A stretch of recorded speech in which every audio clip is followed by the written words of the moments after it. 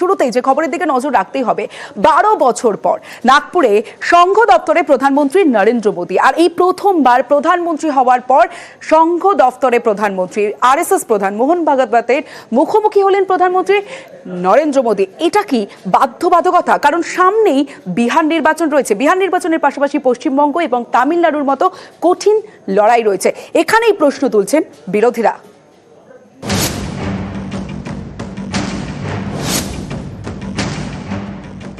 अंतर्दृष्टि ने संघ को सेवा का पर्याय बना दिया है। जहां सेवा कार्य वहां स्वयं सेवक। संघ की इतने वर्षों की तपस्या विकसित भारत का एक नया अध्याय लिख रही है।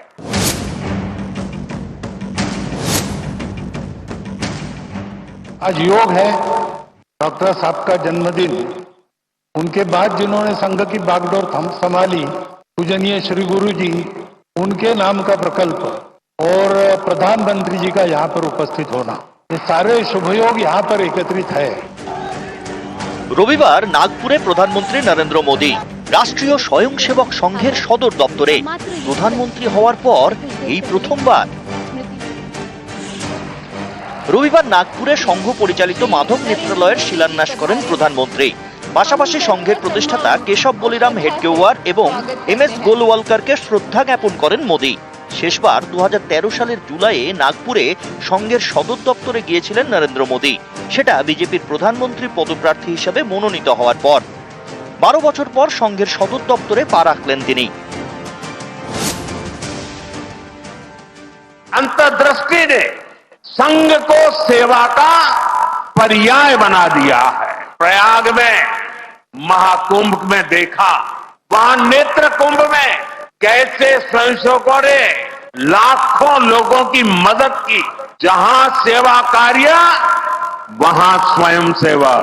संघ की इतने वर्षों की तपस्या विकसित भारत का एक नया अध्याय लिख रही है।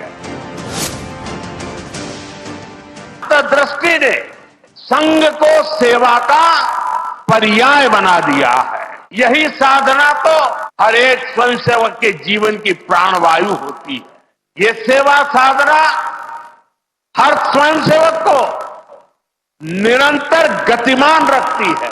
बड़ा छोटा कैसा भी काम हो, कोई भी कार्य क्षेत्र हो, सीमावर्ती गांव हो, पहाड़ी क्षेत्र हो, वन क्षेत्र हो, संघ के स्वयंसेवक निस्वार्थ भाव से कार्य करते रहते। आगे बढ़ रहे हैं स्वयंसेवक, और ये सारे सेवा के काम दया भाव से नहीं चलते। एक तो समाज के प्रति प्रेम है, समाज में सबको ही दृष्टि देनी है। जीवन के दृष्टि का सारांश में वर्णन है सेवा। 1 घंटा शाखा में स्वयं का विकास और 23 घंटा उस विकास का उपयोग समाज के भलाई के लिए, यही वह दृष्टि है। 1925 সালে যাত্রা শুরু করে আরএসএস। আগামী 27 সেপ্টেম্বর আরএসএস এর 100 বছর। এ প্রসঙ্গও এদিন উঠে এসছে মোদীর বক্তৃতায়। राष्ट्रीय स्वयंसेवक संघ की गौरवशाली यात्रा का 100 वर्ष भी पूरे हो रहे हैं। राष्ट्रीय चेतना के संरक्षण और संवर्धन के लिए जो विचार भी 100 साल पहले बोला गया, वो महान वटवृक्ष के रूप में आज दुनिया के सामने है। आज योग है, डॉक्टर साहब का जन्मदिन। उनके बाद जिन्होंने संघ की बागडोर संभाली, पूजनीय श्री गुरु जी, उनके नाम का प्रकल्प और प्रधानमंत्री जी का यहाँ पर उपस्थित होना, ये सारे शुभयोग यहाँ पर एकत्रित है। সংঘের মতাদর্শে চলে বিজেপি। পদ্ম শিবিরের অন্দরে কেউ কেউ বলেন মোদী জামানায় আরএসএস এর সঙ্গে বিজেপির দূরত্ব তৈরি হয়। 24-এর লোকসভা ভোটে আগের 2 দফার তুলনায় আসন কমে বিজেপির, একক সংখ্যাগরিষ্ঠতাও পায়নি। কিন্তু তারপর হরিয়ানা, মহারাষ্ট্র এবং দিল্লির বিধানসভা ভোটে চমকে দিয়েছে বিজেপি। অনেকেই বলেন এই 3 বিধানসভা ভোটে কোমর বেঁধে ময়দানে নামে আরএসএস, যার ফায়দা পেয়েছে বিজেপি। বিরোধীদের প্রশ্ন, সেই কৃতজ্ঞতা থেকেই কি সংঘ দপ্তরে নরেন্দ্র মোদী? আগামী দিনে ভোট বৈতরণী পার হওয়ার কথা বলছেন সৌগত রায়। গত লোকসভায় বিজেপির ফল তো ভালো হয়নি, ওরা এক সংখ্যাগরিষ্ঠতা পায়নি। তারপর হরিয়ানা, মহারাষ্ট্রের বিধানসভা নির্বাচনে আরএসএস একদম গ্রাসরুট লেভেলে গিয়ে প্রচন্ড কাজ করে। প্রতিদান দেবার একটা দায়িত্ব মোদির আছে, সেটাই উনি পূরণ করতে যাচ্ছে। তার মানে আরো বেশি নির্ভরশীল হয়ে পড়ল বিজেপি আরএসএস এর।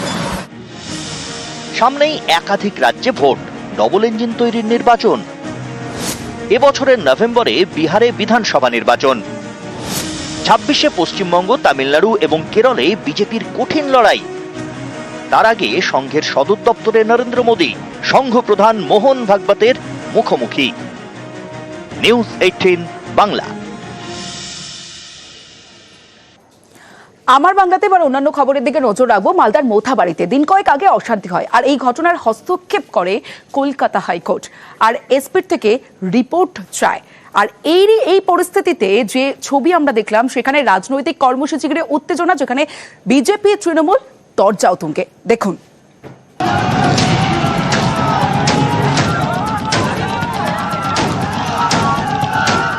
পুলিশ জিহাদি পুলিশে পরিণত হয়েছে। আমরা এই পুলিশকে উপযুক্ত শিক্ষা দেবো। আমাদের আন্দোলন চলবে, আগামী দিনেও আমরা আন্দোলন করব। সুকান্ত মজুমদার একজন বহিরাগত, সে মোথাবাড়ি বিধানসভার কেউ নয়। উনি কি গরমে আবার ঘি ঢালার চেষ্টা করছিলেন?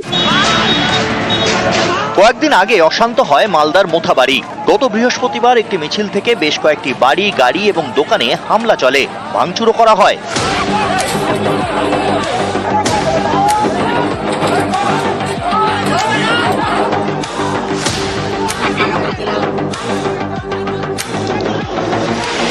শুক্রবার এর প্রতিবাদে কয়েকজন রাস্তায় নামলে পরিস্থিতি আরো গরম হয়, পুলিশের রক্ত ঝরে।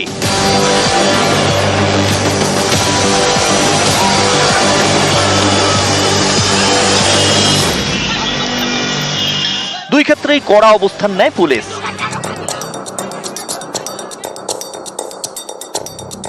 মোথাবাড়ির ঘটনায় হস্তক্ষেপ করে কলকাতা হাইকোর্ট। পরিস্থিতি নিয়ন্ত্রণে রাজ্য সরকার কি ব্যবস্থা নিয়েছে তা নিয়ে মালদার এসপির থেকে সেই রিপোর্ট চায়। এই পরিস্থিতিতে রবিবার মোথাবাড়ির উদ্দেশ্যে রওনা দেন রাজ্য বিজেপির সভাপতি সুকান্ত মজুমদার, সঙ্গে মালদা উত্তরের বিজেপি সাংসদ খগেন মুর্মু, বিজেপির একাধিক বিধায়ক এবং নেতাকর্মীরা। পদ্ম নেতাকর্মীদের ইংরেজ বাজারের সদুল্লাপুরে আটকে দেয় পুলিশ।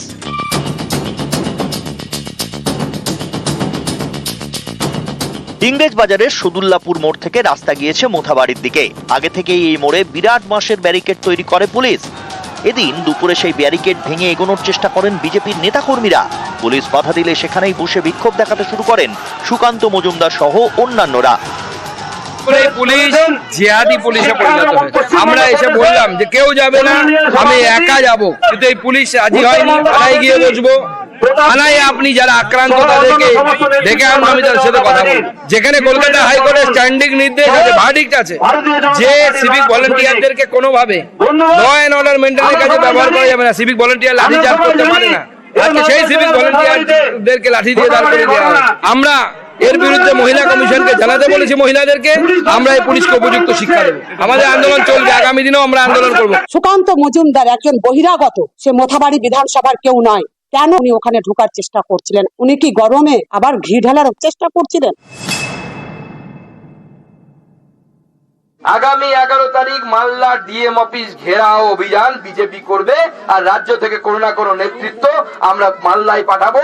ডিএম অফিসকে আমরা অবরুদ্ধ করে রাখবো এবং মালদার ডিএম কে বোঝাবো যে সংবিধানের শপথ নিয়েছো। তাই তৃণমূল কংগ্রেসের দালালি করতে হলে পুলিশের উর্দি ছাড়ো, মাথা থেকে অশোক স্তম্ভ নামিয়ে রাখো, চটাস চটাস করে থাপ্পড় দিয়ে দুগাল লাল করে নন্দলাল করে বাড়ি পাঠিয়ে দেওয়ার ব্যবস্থা আমরা করবো। 11 তারিখ মালদার ডিএম অফিস ঘেরাওয়ের ডাক দিয়েছেন। গণতান্ত্রিক দেশ, তাদের এজেন্ডা থাকতে পারে, তারা করতেই পারে, সেটা পুলিশ প্রশাসন দেখছে। ওনারা কিভাবে ওটাকে ট্যাকল করবেন, কি করবেন, এটা ওনাদের। এদিন মোথাবাড়িতে যান স্থানীয় কংগ্রেস সাংসদ ঈশা খান চৌধুরী, সঙ্গে ছিলেন মালদা দক্ষিণের প্রাক্তন কংগ্রেস সাংসদ আবু হাসেম খান চৌধুরী। যে বিজেপি মজুমদার সাহেব, ওদের প্রেসিডেন্ট এবং মন্ত্রী, একটা কেন্দ্র সরকারের মন্ত্রী, এইভাবে যেভাবে কথা বলছে, বিভেদ সৃষ্টির কথা বলছে, আজকে আমি অবাক হয়ে গেলাম। এটা তো ঠিক না। আপনি আসবেন, আপনি মিল আর শান্তির কথা বলবেন, একবারও বলেনি কেন? মালদা থেকে ঝন্টু ও লিপেশের সঙ্গে সেবক দেব শর্মা, নিউজ 18 বাংলা।